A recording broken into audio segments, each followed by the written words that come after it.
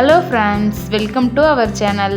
இன்றைக்கி நம்ம டேஸ்டான தக்காளி ஊறுகாய் எப்படி செய்கிறதுன்னு பார்க்க போகிறோம். இது ரொம்பவே ஈஸியாக செஞ்சிடலாம். வாங்க எப்படி செய்கிறதுன்னு பார்த்துடலாம். அதுக்கு முதல்ல 1 கிலோ பழுத்த தக்காளி எடுத்துக்கோங்க. நல்லா இந்த மாதிரி பழுத்து இருக்கணும், அப்போது தான் ஊறுகாய் டேஸ்ட்டாக இருக்கும். நான் இந்த தக்காளியை வாஷ் பண்ணிவிட்டு ஒரு துணியால் ஈரம் இல்லாமல் தொடச்சி எடுத்துகிட்டு வந்திருக்கேன். இப்போ எல்லா தக்காளியும் இந்த மாதிரி கட் பண்ணி எடுத்துகிட்டு வந்துடலாம். தக்காளியை 2ஆக கட் பண்ணிவிட்டு அது மேலே இருக்கிறத கட் பண்ணி எடுத்துருங்க.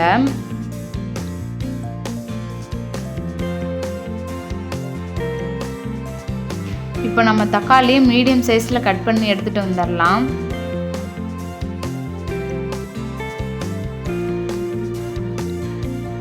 இதே மாதிரியே எல்லா தக்காளியும் கட் பண்ணி எடுத்துகிட்டு வந்துடுங்க.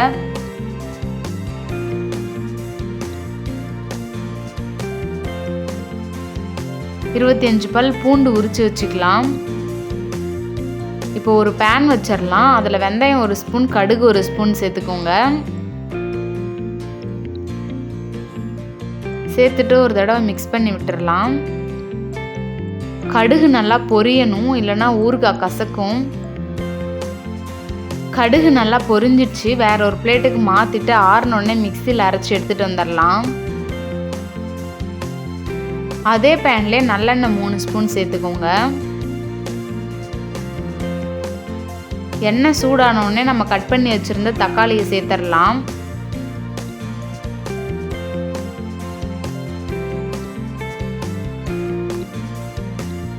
தக்காளி சேர்த்துட்டு ஒரு தடவை மிக்ஸ் பண்ணி விட்டுடலாம்.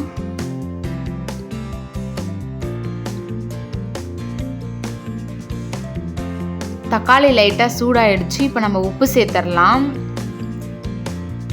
2 ஸ்பூன் உப்பு சேர்த்துடலாம். இதுவே கரெக்டாக இருக்கும். உப்பு சேர்த்துட்டு ஒரு தடவை மிக்ஸ் பண்ணி விட்டுருங்க.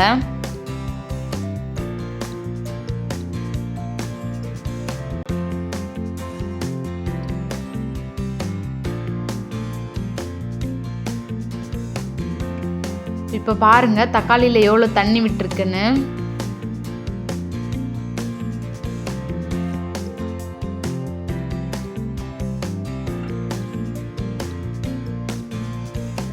ஒரு தடவை மிக்ஸ் பண்ணி விட்டுட்டு அப்படியே விட்டுருங்க. நல்லா தக்காளி வேகட்டும். 3 நிமிஷம் மூடி வச்சிடலாம். இப்போ ஓப்பன் பண்ணி பார்த்துடலாம். இப்போ பாருங்க எவ்வளோ தண்ணி விட்டுருக்குன்னு.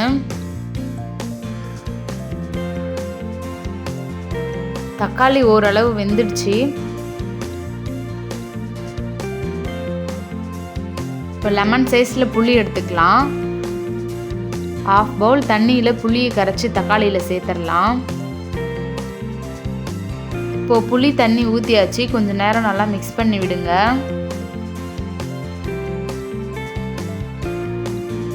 மிளகாய்த்தூள் சேர்த்துடலாம்.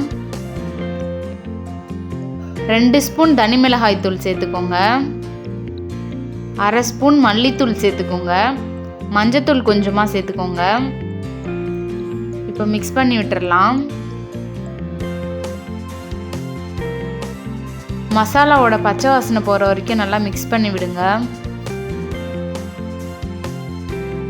இப்போ மிளகாத்தூளோட பச்சை வாசனைலாம் போய் தக்காளி நல்லா வெந்துடுச்சு. பாருங்க தக்காளி எப்படி வணங்கியிருக்கு. தக்காளியிலேருந்து வந்த தண்ணியும் ஓரளவு நல்லா சுண்டிடுச்சு. இப்போ அடுப்பை ஆஃப் பண்ணிவிட்டு ஆறினோடனே மிக்சியில் அரைச்சி எடுத்துகிட்டு வந்துடலாம். இந்த அளவுக்கு பேஸ்ட் மாதிரி நல்லா அரைச்சி எடுத்துகிட்டு வந்துடலாம்.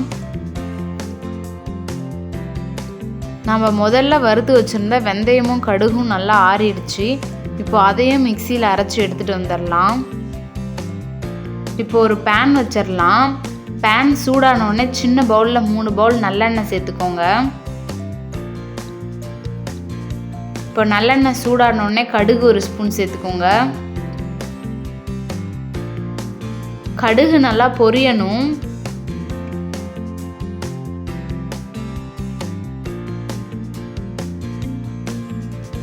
கடுகு நல்லா பொரிஞ்சிடுச்சு. நம்ம எடுத்து வச்சுருந்த பூண்டு சேர்த்துடலாம்.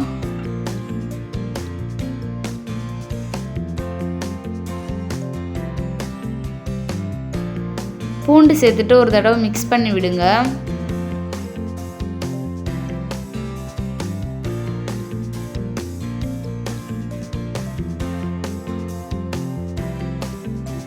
பூண்டு பொன்னிறமாக ஆகணும், அது வரைக்கும் நல்லா மிக்ஸ் பண்ணி விட்டுக்கிட்டே இருங்க. வேணும்னா நீங்கள் பூண்டை லைட்டாக நசுக்கிட்டு கூட சேர்த்துக்கலாம்.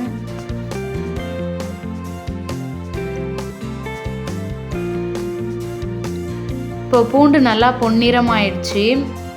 நம்ம அரைச்சி வச்சுருந்த தக்காளி பேஸ்ட் இதில் சேர்த்துடலாம். இப்போ சேர்த்துட்டு ஒரு தடவை மிக்ஸ் பண்ணி விட்டுருங்க.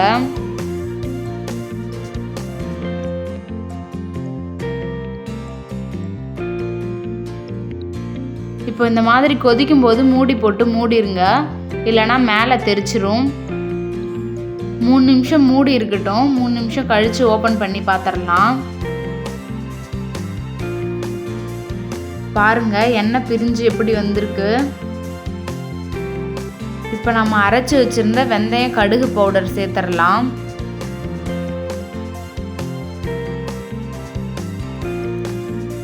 சேர்த்துட்டு ஒரு தடவை மிக்ஸ் பண்ணி விட்டுருங்க.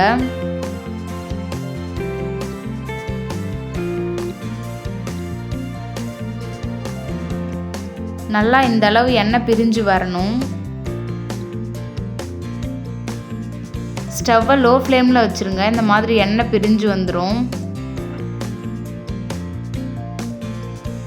இப்போ தக்காளி ஊறுகாய் ரெடி ஆயிடுச்சு. அடுப்பை ஆஃப் பண்ணிடலாம். ஆறினோடனே வேற ஒரு கண்ணாடி பாட்டிலில் ஸ்டோர் பண்ணி வச்சுருங்க. 6 மாதம் வரைக்கும் கெட்டு போகாமல் அப்படியே இருக்கும். வேணும்னா நீங்கள் இந்த ஊறுகாயில் கொஞ்சமாக வெல்லம் கூட சேர்த்துக்கலாம், இன்னும் நல்லாயிருக்கும். தக்காளி விலை கம்மியாக இருக்கும் போதே இந்த ஊறுகாவை செஞ்சு வச்சுக்கோங்க. இந்த தக்காளி ஊறுகாய் கூழுக்கு, இட்லி, தோசை எல்லாத்துக்குமே தொட்டு சாப்பிடும்போது சூப்பராக இருக்கும். இந்த ஊறுகாவை நீங்கள் சாதத்துக்கு சேர்த்து சாப்பிடும்போது சாப்பிட்டுக்கிட்டே இருக்கலாம். ஏன்னா இந்த ஊறுகாய் சாதத்துக்கு கூட சாப்பிடும்போது அவ்வளோ டேஸ்ட்டாக இருக்கும். கண்டிப்பாக இந்த ஊறுகாவை உங்கள் வீட்டில் ஒரு டைம் ட்ரை பண்ணி பாருங்கள். திரும்ப திரும்ப செய்வீங்க. உங்களால் குழம்பு வைக்க முடியாதப்போ இந்த ஊறுகாய் ரொம்ப யூஸ்ஃபுல்லாக இருக்கும். இந்த தக்காளி ஊறுகாய் உங்களுக்கு பிடிச்சிருந்தா லைக் பண்ணுங்கள், உங்கள் ஃப்ரெண்ட்ஸ் அண்ட் ஃபேமிலிக்கு ஷேர் பண்ணுங்கள். மறக்காமல் சப்ஸ்கிரைப் பண்ணுங்கள். தேங்க்ஸ் ஃபார் வாட்சிங்.